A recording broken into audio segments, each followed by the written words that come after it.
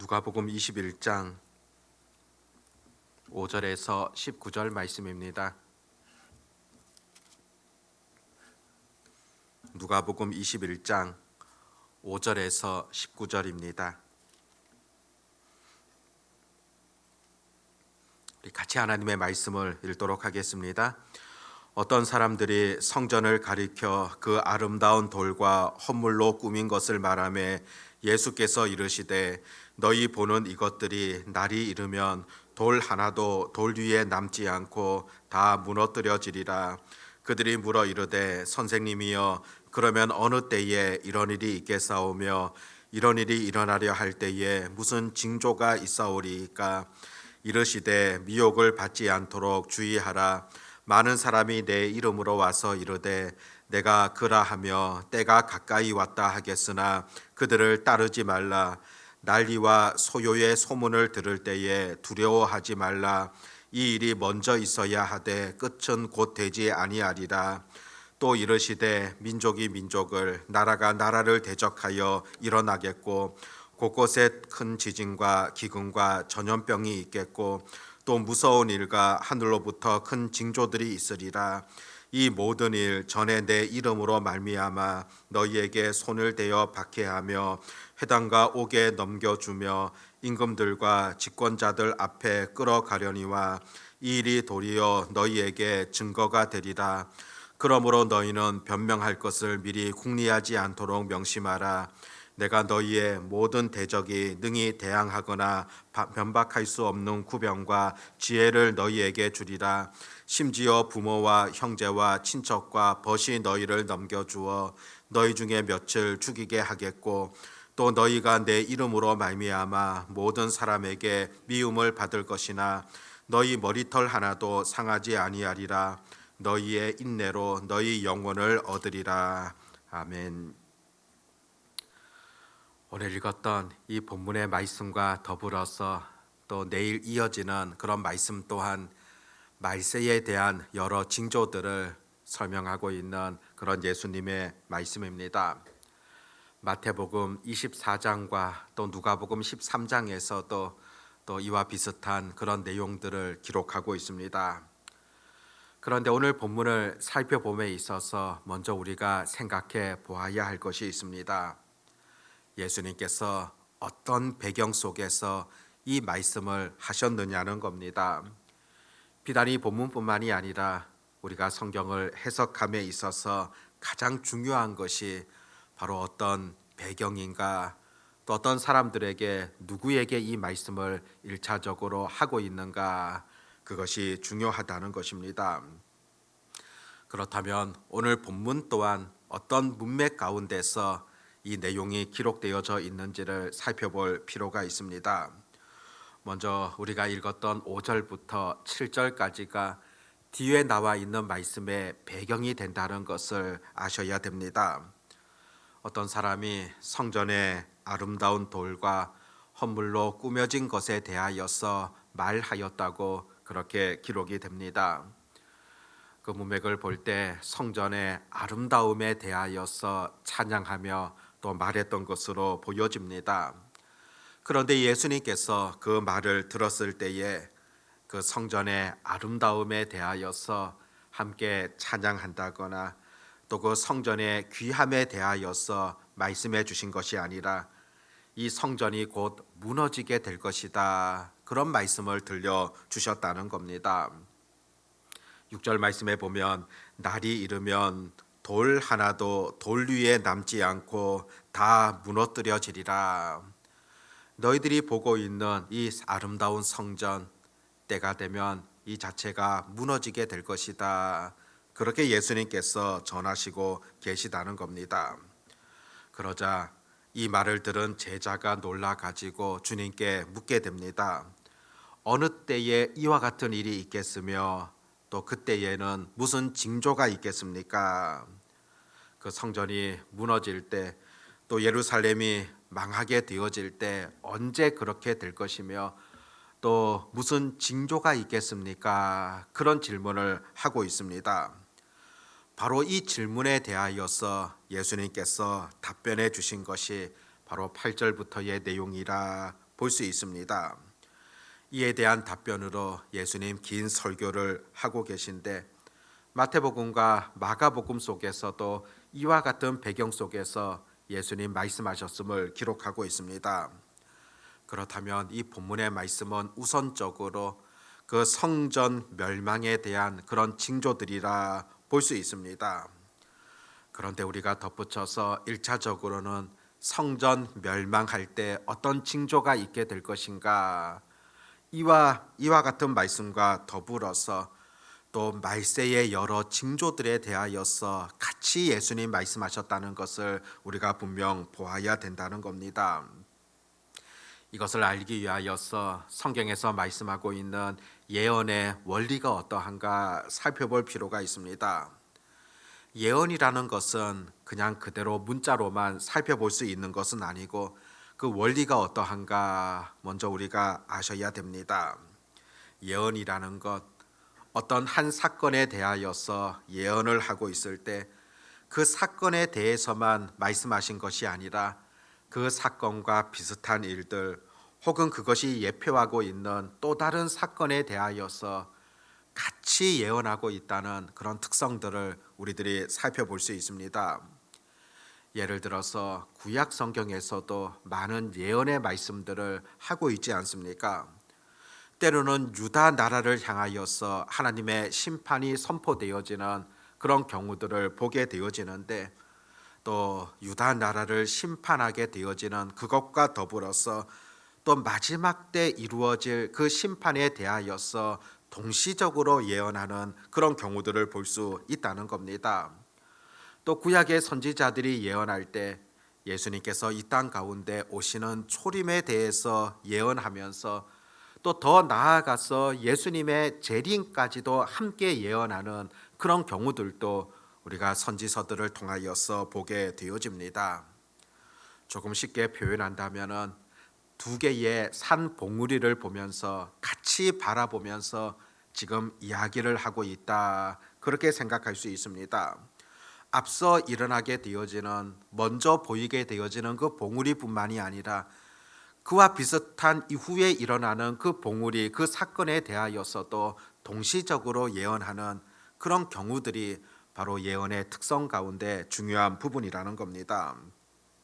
그렇다면 오늘 들려주시는 이 예언 또한 마찬가지입니다. 예루살렘 멸망, 또 성전의 파괴, 이것은 가까운 미래에 일어나게 되어지는 그런 일들이라 한다면은 동시에 훗날 예수님께서 재림하시게 되어지는 그날, 먼 미래에 일어날 그런 일이지 않습니까? 그런데 이 두 가지 사건을 동시에 바라보시면서 예수님께서 말씀하셨다는 그런 부분들을 먼저 이해할 필요가 있습니다. 그리고 또한 근본적으로 실제적으로 우리가 종말이다, 또 말세다, 이런 표현들을 사용하고 있는데 우리는 말세라고 하면 주님 재림하시기 직전이 말세다, 그렇게 생각하는 경우들이 있지만은 실상은 예수님 초림 시부터 예수님 재림하시는 그 시기까지가 다 말세라고 볼 수 있습니다. 다 종말에 해당된다고 볼 수 있다는 겁니다. 그렇다면 종말에 대한 예수님의 예언 또한 바로 초림부터 재림까지 있게 되어지는 그 모든 시기에 일어나는 그런 여러 가지 사건들을 예수님 말씀하셨다고 볼 수 있고, 또 주님 오실 때가 가까워 온다면은 이 말세에 대한 징조들이, 이 특징들이 더 강하게 일어난다는 그런 의미들을 우리가 찾아볼 수 있습니다. 오늘 본문 속에서 그 말세에 대한 또 그 성전이 무너질 때 그때 징조들에 대해서 가르치면서 한 세 가지 정도 찾아볼 수 있습니다. 첫 번째는 거짓 그리스도가 나타나겠다, 그런 표현들을 보게 됩니다. 8절 말씀에 보면 이르시되 미혹을 받지 않도록 주의하라.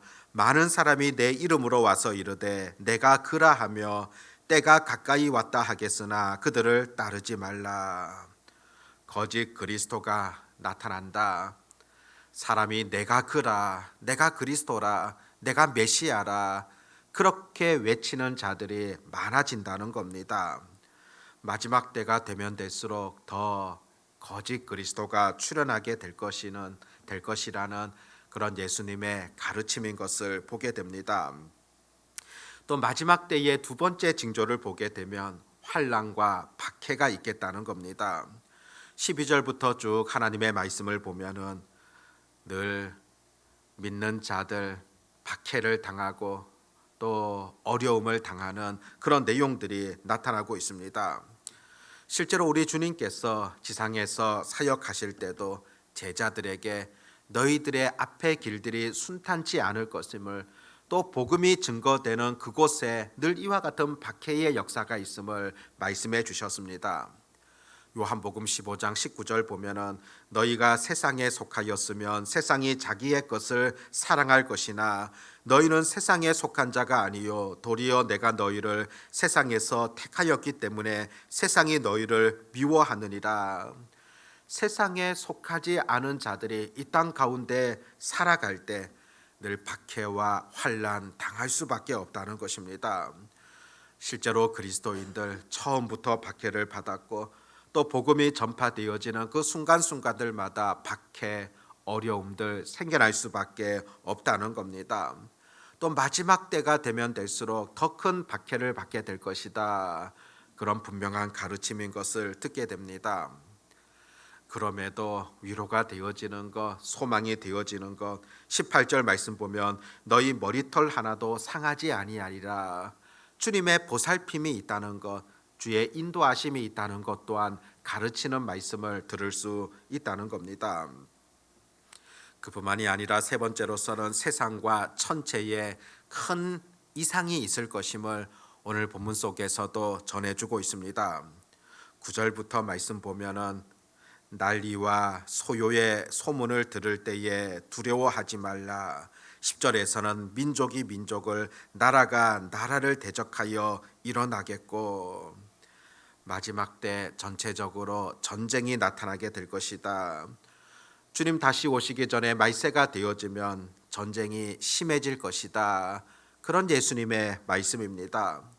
그뿐이 아니라 11절에 보면 곳곳에 큰 지진과 기근과 전염병이 있겠고, 지진과 기근과 전염병이다.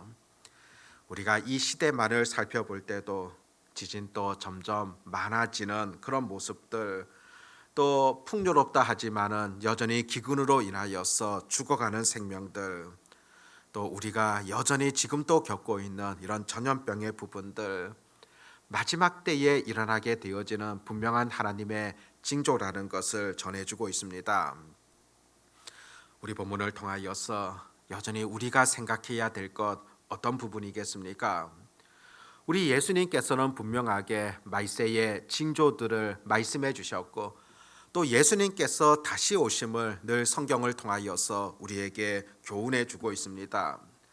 그렇다면 우리 또한 이 땅이 전부가 아니라는 것, 이 땅이 영원치 않다는 것을 인식하며 살아가야 되지 않겠습니까? 마지막 주님께서 오시는 그날이 있다는 것을, 또 그뿐만이 아니라 주님께서 약속하신 또 다른 세상, 새하늘과 새 땅이 있다는 것을 우리가 잊지 말고 사셔야 된다는 겁니다. 편안한 세상 속에서 어쩌면 천국에 대한 그 소망 또한 희미해져 가고 있는 그런 우리의 삶이지 않습니까? 이런 세상 속에서도 분명한 진리가 있다는 것을 잊지 마시고 여전히 끝이 있음을 늘 우리가 알 수 있기를 바라고, 또 그런 가운데 새 하늘과 새 땅을 소망하며 살아가는 것, 여전히 우리의 삶 가운데 필요한 그런 예수님의 가르침이지 않겠습니까? 오늘 본문의 말씀을 기억하며 이 세상에 끝이 있고 또 내 인생에 끝이 있음을 기억하며 보다 더 겸손하게 이 땅을 살아갈 수 있는 그런 은혜와 다짐들이 오늘도 기도하는 우리 가운데 있어지기를 바랍니다. 기도하겠습니다. 하나님 아버지, 오늘 본문 말씀을 통하여서 우리 예수님께서 분명하게 끝이 있다는 사실을 가르쳐 주고 있습니다. 화려한 그 성전도 무너지게 되어지는 그날이 있게 되어지고, 우리 인생도 이 땅 가운데 육신의 몸이 무너지게 되어지는 그런 때가 있다는 사실들을 가르쳐 주고 있습니다. 아버지 하나님, 그런 역사 속에서 오늘 우리에게 주어진 사명들이 무엇인가를 잘 살펴보게 하여 주시옵고, 내 인생도 끝이 있다는 사실을 들여다보며 겸손하게 이 땅 가운데 하나님의 뜻을 아름답게 실천하며 살아갈 수 있는 그런 은혜가 온전히 있게 하여 주시기를 간절히 소망합니다. 흐르는 세월 앞에서 늘 겸손할 수 있도록 도와주시옵고, 또 하나님의 뜻을 잘 분별할 수 있는 그런 지혜와 은혜를 더하여 주시옵소서. 아버지 하나님, 오늘도 주의 전에 저희들을 불러주시고 이렇게 기도할 수 있는 은혜를 주셔서 감사를 드립니다. 주님 앞에 나아와 또 기도할 수 있다는 것, 이것이 얼마나 놀라운 특권이며 은혜라는 사실을 잊지 말게 하여 주시고, 우리가 살아있는 날들 동안에 영원토록 하나님을 찬양하며 영원토록 하나님 앞에 기도하기를 쉬지 않도록 우리의 삶을 전적으로 하나님께서 주장하시고 인도하여 주시옵소서. 이렇게 또 한 주를 시작하게 되어집니다. 이번 한 주간의 삶 속에서도 보다 더 하나님을 높여드리게 하시고, 여전히 하나님을 모르는 백성들, 죽은 백성들, 그것도 모른 채 살아가고 있는 영혼들에 대한 그런 갈급한 심령을 가지고 그들을 주께로 이끌어갈 수 있는 그런 역할들 또한 잘 감당할 수 있는 하나님의 자녀들 되게 하여 주시옵소서. 아버지 하나님, 온전히 하나님의 은혜 가운데 거하는 날들, 또 하나님의 뜻을 세상 가운데 잘 실천할 수 있는 그런 다짐들이 오늘도 있게 하여 주시옵고, 만나는 사람들 속에서도 좋은 그런 선한 영향력들, 또 그리스도의 편지로서 그리스도의 향기로서의 역할을 온전히 감당해 나갈 수 있는 그런 은혜 있게 해 주시옵소서. 아버지 하나님, 우리 흥덕 향상교회의 모든 지체들 늘 영육간에 강건할 수 있도록 하나님 지켜 보호하여 주시기를 소망합니다. 영적으로도 늘 그리스도의 장성한 분량까지 아름답게 자라갈 수 있도록 도와주시옵고, 육체적으로도 하나님 만져주셔서 부족함이 없는 은혜를 더하여 주시옵고, 또 무엇보다도 하나님을 의지하는 믿음들이 점점 더 자라갈 수 있도록 하나님 돌보아 주시옵소서. 오늘도 함께 하실 우리 주님만을 온전히 찬송하오며 우리 주 예수님의 이름으로 기도드립니다. 아멘.